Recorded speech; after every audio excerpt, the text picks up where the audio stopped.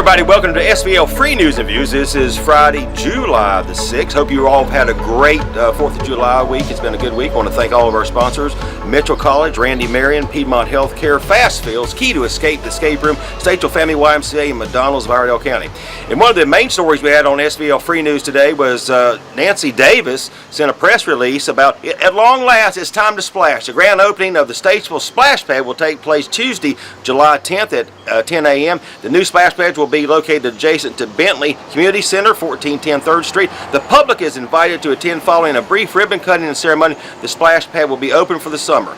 So go out there and check that out on Tuesday at 10 a.m. and be ready for a great time out there near the Bentleys. And you also can rent one of the shade centers there too for a party if you want to do that. You contact the Bentley Center for that. But I left out one of our main sponsors here, Doug Hendrix. Come on in here. Doug, hello, Brian. Hey man, Doug, thank you for sponsoring SVL Free News and Views, and thank you for Blue Harbor Bank. Absolutely. So tell us what makes Blue Harbor different. Well, Brian, many people know, but Blue Harbor Bank was founded right here in Iredell County back in 2007. We opened the doors in 2008, so we're a little over 10 years old. And our board is everybody on board is from Iredell County. Yeah. Everybody, most every employee is from Iredell County, and almost all of our stockholders are from right here in Iredell County. So it's been a great ride. My team and I brought Blue Harbor to Statesville in 2015, and it has been fantastic. You know, if you really want to, you think local, you bank local, and the thing is, you have the expertise. I mean, you know Statesville and Iredell County, the folks here know Statesville and Iredell County, so that makes it a great fit for if you're wanting to start a business or expand a business. I think so. We not only just on the banking side, but our team here has been involved in like 21 different community organizations, serving on the board, volunteering, those types of things. So we're really in touch with this community and love our hometown. And I know we had an interview on Wednesday with David Brad, the outgoing Greater Statesville Chamber of Commerce president, and you worked closely with him when you were president. Or chairman of the board there, and I think you want to say a few words. Yeah, absolutely. David is one of my dearest friends, and going to miss both he and Dawn, who works here at Blue Harbor. But I'm telling you, what an amazing thing those two have done for this community, and their daughters were involved here for many years.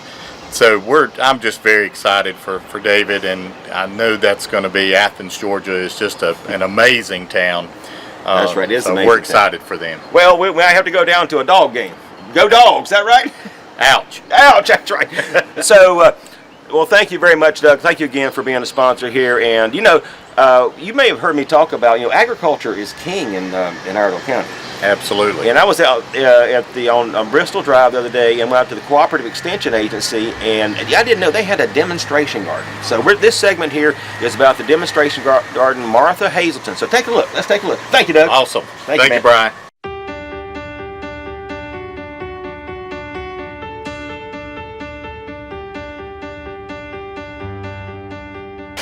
Hey everybody, I'm out here at the Agricultural Extension office, and I found this garden out here. I'm with Martha Hazelton.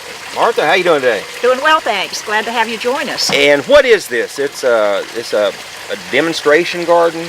It is that. It's a garden operated by the Master Gardener volunteers that have been trained through the Cooperative Extension Service, and we try to grow things here that our homeowners in the community would be growing as a way of showing how good practices. We make mistakes too, so it is truly a demonstration garden, and it's open to visitors to come anytime. Actually, we particularly invite people to come on Thursdays when we work out here from 9 until 11. Okay, so you're out here every day, every Thursday from 9 to 11. You come out and you can tour the garden and get some ideas and pointers.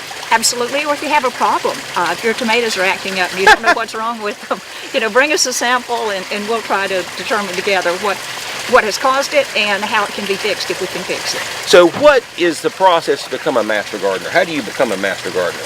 It's an education process. It's actually 40 hours classroom learning. Mm-hmm. Some of that will be experiential, where we'll actually go on site to different places. And under our new agent, Matt, I just forgot his name. Linhart, thank you. This saw him, Matt, yeah. Yeah, Matt. Linhart. He has developed a cooperative activity with surrounding counties, so we have the benefit of the extension agents from several of the counties who have different specialties, and they jointly teach this course. And we also have students from each of the different locations, so that gives us an opportunity to get to know other people who are coming into the Master Gardener program. After the 40 hours of instruction, you become an intern, and for the next year, you have activities that you can do, volunteering, and educational hours that you have to get. 40 hours, another 40 hours, a different 40 hours of actually doing work in a garden, and 20 additional education hours. Right. And of course, there is a test at the end of the course. Well, to be certified, you have to take a Right. test. We want to be sure we know what we're supposed to know. And then you become a Master Gardener volunteer. And after you become a full-fledged volunteer, then you're required to only have 20 hours of volunteer work a year and education hours as well, 10 hours. But most people get, many times. Because when you work out here in the garden, that's part of your volunteer work. It is, that's correct. And you said a lot of the produce here goes to Fifth Street Ministries? Well, it depends on how much we have, but when we have, we don't plant a huge amount of individual things, but if we have things that we think would be useful to them, we definitely donate it there, and they always seem so appreciative. And getting it back into the community. So, Martha, thank you very much for letting me know. I just was out here at Animal Services and found this by chance. So thank you very much for all you've let us know. And you contact the Cooperative Extension Agency to get started in this program? Yes, absolutely. Okay, Call in. We are running a list. We may not have another class until January, not this coming year, but the following year, because we are doing the inter-county cooperation. Okay.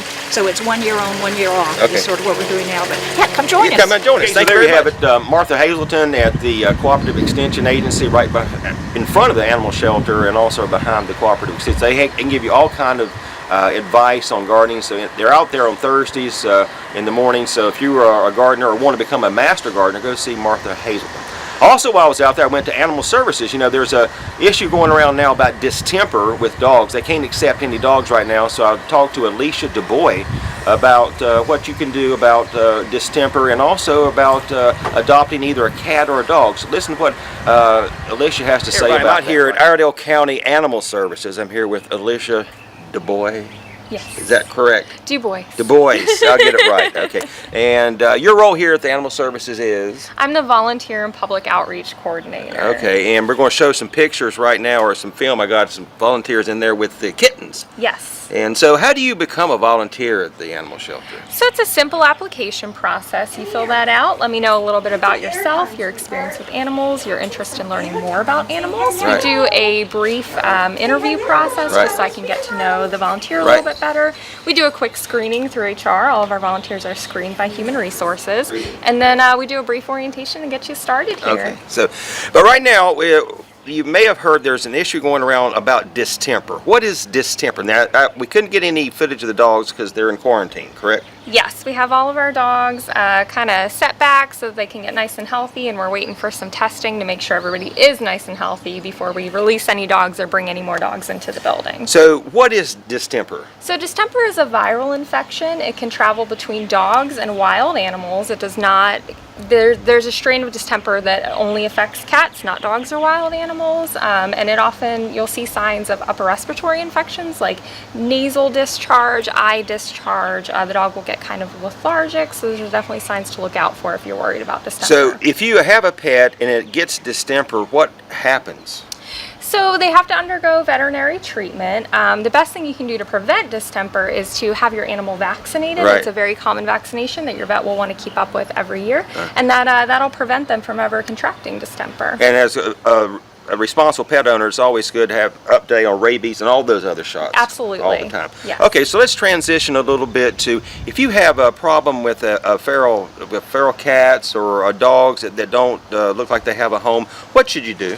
The first thing you should do is call an animal control officer. They'll come out and they'll scan that animal for a microchip, see if it belongs to anybody. Our goal is to get animals back with their owners if they have owners. Right. And then if they don't, they'll bring them into the shelter. We provide veterinary treatment. We assess them for behavioral and medical issues, and then we either try to get them out through adoption or rescue. And if you want to adopt an animal when the dogs are out of quarantine, come and see them. But what is the process? So to adopt an animal, it's pretty simple. We ask that you come and meet the animal, get to know them a little bit, make sure they're a good fit for your family. If you really like that animal, all we need is a driver's license and the adoption fee, and you can take them home that day as long as they've been spayed or neutered already. Now, some folks have had trouble with wildlife there. Now, that's really not in your domain. Not so much. The one time we will interfere with wildlife is if we believe that it's rabid. We don't want any rabid animals mixing up with either people or their pets.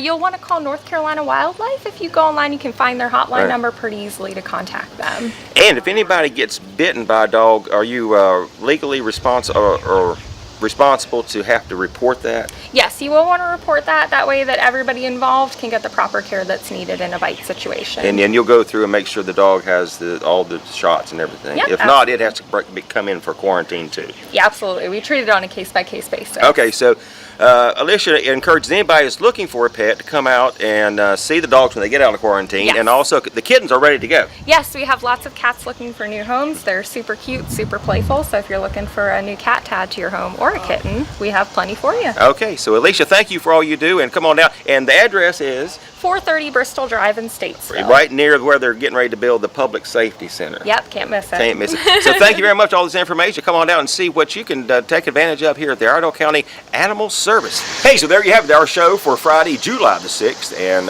two good segments, one on gardening, if you want to become a master gardener, or get advice on your garden, you go out to the demonstration garden there at the Cooperative Extension Agency. And also, if you need information about adopting a pet, after this distemper issue gets resolved, go out there and see that. You can adopt a dog, but you can adopt a cat right now.